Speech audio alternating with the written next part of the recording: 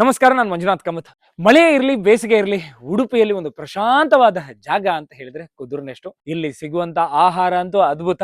So ಎಲ್ಲಿವರೆಗೆ ಅಂತ ಹೇಳಿದ್ರೆ, ಇಲ್ಲಿ ಮುಂದೆ ಇರುವಂತಹ ಸುವರ್ಣ ನದಿಯಲ್ಲಿ ನಾವು ಮೀನನ್ನ ಹಿಡಿದು ಅದೇ ಮೀನನ್ನ ಇಲ್ಲಿ ಫ್ರೈ ಕೂಡ ಮಾಡಬಹುದು. ಅಷ್ಟು ಮಾತ್ರ ಅಲ್ಲ, ವೆಜ್ ಅಲ್ಲೂ ಕೂಡ ಅದ್ಭುತವಾದಂತಹ ತುಳುನಾಡ ರೆಸಿಪಿ ನಮ್ಗೆ ತಿನ್ಲಿಕ್ಕೆ ಸಿಗುತ್ತೆ.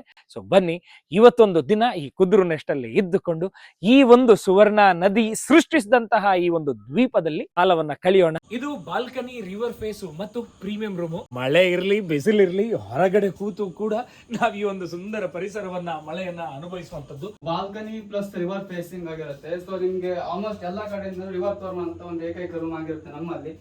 ಸೊ ಕಪಲ್ಸ್ ಬಂದ ಕಪಲ್ ಓರಿಯೆಂಟೆಡ್ ರೂಮ್ ಅಂತ ಹೇಳಿ ಕರಿತೇವೆ. ಒಂದ್ ವೇಳೆ ಕಪಲ್ಸ್ ಗೆ ಅವ್ರದ್ದು ಆನಿವರ್ಸರಿ ಸೆಲೆಬ್ರೇಷನ್ ಆಗಿರ್ಬೋದು, ಅಥವಾ ಕ್ಯಾಂಡಲ್ ಡಿನ್ನರ್ ಸೆಟಪ್ ಆಗಿರ್ಬೋದು, ಫುಲ್ ಮೂನ್ ಇದ್ದವಾಗ ಬಾಲ್ಕನಿ ನಾವು ಫುಡ್ ಡೆಕೋರೇಟ್ ಮಾಡಿ ಕೊಟ್ಟಿದ್ರೆ, ಬಟ್ ಅದು ನೆಕ್ಸ್ಟ್ ಲೆವೆಲ್ ಆಗಿರುತ್ತೆ. ಈ ರೂಮ್ ಅಂತ ಹೇಳಿದ್ರೆ ಆಲ್ಮೋಸ್ಟ್ ನಿಮ್ಗೆ ಇದು ಪ್ರೀಮಿಯಂ ಲುಕ್. ಈಗ ನಾವು ಮಾಡಿದ್ರಲ್ಲಿ ಇರೋದ್ರಲ್ಲಿ ಪ್ರೀಮಿಯಂ ಇದಾಗಿರ್ತದೆ.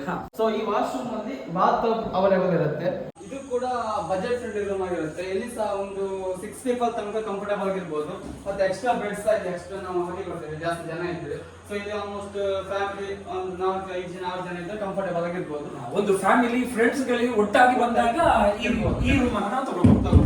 ಕುದುರ್ನೆಸ್ಟ್ನ ಫುಡ್ ಗಳಂತೂ ಅದ್ಭುತವಾಗಿದೆ. ಸೊ ಬನ್ನಿ, ಇವತ್ತೀಗ ನನಗೆ ನುಗ್ಗೆ, ಗೀ ರೋಸ್ಟು ಮತ್ತೆ ಹೀರೆಯ ಪೋಡಿ ಮಾಡಿ ಕೊಡ್ತಾರೆ. ಬನ್ನಿ ಇದನ್ನು ತಿನ್ನೋಣ.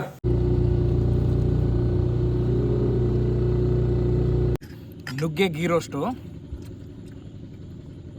ಬೆಳದಿಂಗಳ ಹೊತ್ತಲ್ಲಿ ಸುವರ್ಣ ನದಿಯಲ್ಲಿ ತೇಲಾಡ್ತಾ ಈ ರೀತಿಯಾದಂತಹ ಫುಡ್ ಅನ್ನ ತಿನ್ನುವುದೇ ಅದ್ಭುತ ಅನುಭವ. ಸೊ ಬನ್ನಿ, ಕುದುರ್ನೆಸ್ಟ್ಗೆ ನಮಸ್ಕಾರ.